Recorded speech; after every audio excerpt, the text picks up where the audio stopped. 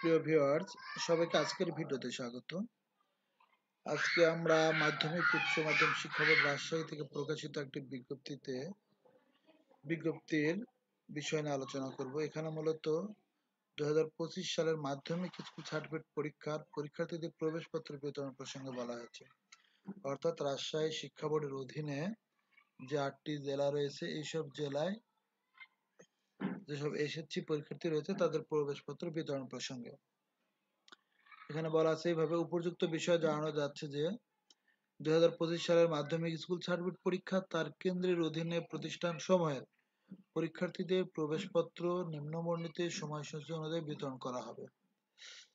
তো 1 নম্বর, পাবনা জেলায় প্রবেশপত্র বিতরণ তারিখ দেওয়া আছে 10/3/2025, সময় 10টার সময় সোমবার।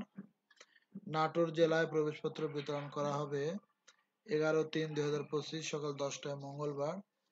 সিরাজগঞ্জ জেলায় 12/3/2025 তারিখ 10টায় বুধবার।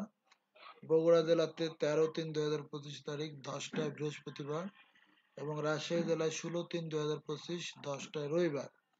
নওগাঁ জেলায় 17 তারিখ 17/3/2025 10টায় সোমবার এবং চাঁপাইনবাবগঞ্জ ও জয়পুরহাট জেলায় 18/3/2025 10টায় মঙ্গলবার।